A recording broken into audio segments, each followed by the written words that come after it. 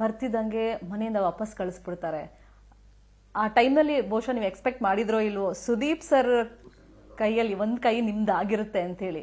So ಆ ಕ್ಷಣ ಅಲ್ಲಿ ನಿಂತಾಗ ಹೇಗೆ ಅನಿಸ್ತಾ ಇತ್ತು? ಒಂದ್ ಕೈಯಲ್ಲಿ ಗಿಲ್ಲಿ ಕೈ ಇತ್ತು ಸುದೀಪ್ ಸರ್ ಕೈಯಲ್ಲಿ, ಮತ್ತೊಂದ್ ಕೈಯಲ್ಲಿ ನನಗೆ ತುಂಬಾ ಖುಷಿ ಆಯ್ತು. ಅಂದ್ರೆ ನಾನು ಮನಸ್ಸಿಂದ ಯಾರಿಗೆ ಅಂದ್ರೆ ಫಾರ್ ಎಕ್ಸಾಂಪಲ್ ಇರ್ಬೇಕು ಅಂತ ಕೈ ಇಡ್ಬೇಕು ಅಂತ ನಾವಿದ್ರು, ನನ್ನ ಮನಸ್ಸಲ್ಲಿ ಇದ್ರು, ರಘುವನ್ನಾಗ್ಲಿ ಯಾರು ಕೂಡ ನಾವಾಗ್ಲಿ ಇರ್ತೀವಿ ಅಂತ ಇದ್ರೆ ನನಗೆ ಖುಷಿ. ನನಗೆ ತುಂಬಾ ಖುಷಿ ಆಯ್ತು ತುಂಬಾ. ನಾನು ಕಾನ್ಫಿಡೆನ್ಸ್ ಕೂಡ ಇತ್ತು ನನಗೆ. ನಮ್ಮ ವಂಶದ ಕುಡಿಸವ್ರೆ ಯಾರು ಒಂದು ಅಂದ್ರೆ ನಮ್ಮ ಕುಟುಂಬ ಉಂಟಲ್ವಾ, ಅವರೇ ಇರ್ತಾರೆ, ಫ್ಯಾಮಿಲಿ ಬ್ರೇಕ್ ಆಗಲ್ಲ ಅಂತ. So it was there. ಇವಾಗ ಒಂದು ರಿಯಲೈಸ್ ಆಗಿದೆ ಅಲ್ವಾ, ನಾನು first runner up Bigg Boss season 12 ಅಂತ. ಈಗ ವಿನ್ನಿಂಗ್ ಸ್ಪೀಚ್ ಕೊಡಿ ಅಂತ ಸುದೀಪ್ ಅವರು ಒಂದು ಜೋಶಲ್ಲಿ ಕೇಳ್ತಾರೆ.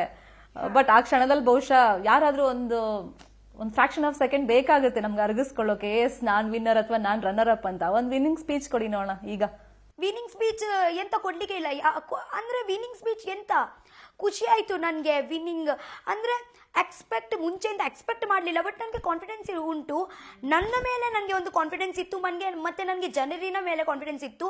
ಎಲ್ಲೋ ನನಗೆ ಅವರು ಬಿಟ್ಕೊಡಲ್ಲ ಅಂತ ಇತ್ತು. ಅದೇ ಒಂದು ಹೊಲಗೆ ಕನೆಕ್ಷನ್ ಜನರ ಜೊತೆಗೆ.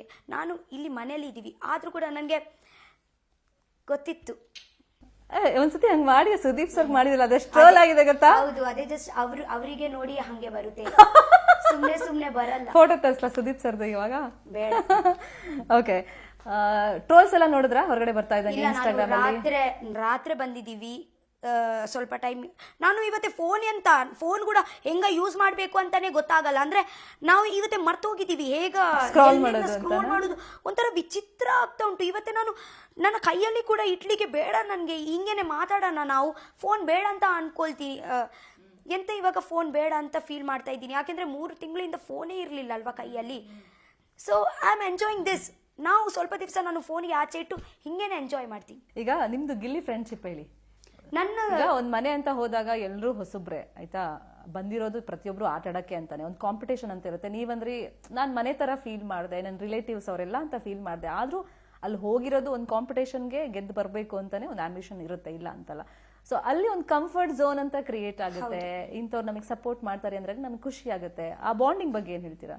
ಆ ಬಾಂಡಿಂಗ್ ಬಗ್ಗೆ ಎಂತ ಹೇಳ್ತೀರಾ ಅಂದ್ರೆ, ಆ ಬಾಂಡಿಂಗ್ ಎಂತ ಇವ್ರ ಜೊತೆಗೆ ಬಾಂಡಿಂಗ್ ಮಾಡ್ಬೇಕು ಹಂಗೆ ಇರ್ಲಿಲ್ಲ. ಜಸ್ಟ್ ಫ್ಲೋ ಅಲ್ಲಿ ಇಂಟೆನ್ಷನಲಿ ಬರ್ಲಿಲ್ಲ. ಆ ನಾವು ಜೀವಿಸ್ತಾ ಹೋಗುವಾಗ ನಮ್ಗೆ ಗೊತ್ತಾಗುತ್ತೆ. ಅಂದ್ರೆ ಆಟೋಮ್ಯಾಟಿಕ್ಲಿ ನಾವು ಕನೆಕ್ಟ್ ಆಗ್ತೀವಿ. ಅವ್ರು ಹೇಗಂದ್ರೆ ನಾವು ಒಂದು ಟಾಮ್ ಅಂಡ್ ಜೆರಿ ಹಾಗೇನೆ. ಫಾರ್ ಎಕ್ಸಾಂಪಲ್ ಅವರು ಟಾಮ್ ಅಂದ್ರೆ ನಾನು ಜೆರಿ. ಓಕೆ, ಹೇಗ ಕೂಡ ಇರ್ಲಿ, ಅವರು ನನಗೆ ತುಂಬಾ ಹಿಂಸೆ ಕೊಟ್ಟರೆ ನಾನು ಕೂಡ ಅವರಿಗೆ ಅಷ್ಟೇ ಇದೆ ಮಾಡಿದ್ರೆ ಕೂಡ ಟಾಮ್ ಜೆರಿಗೆ ಹಂಗೆ ಹರ್ಟ್ ಮಾಡಲಿಲ್ಲ.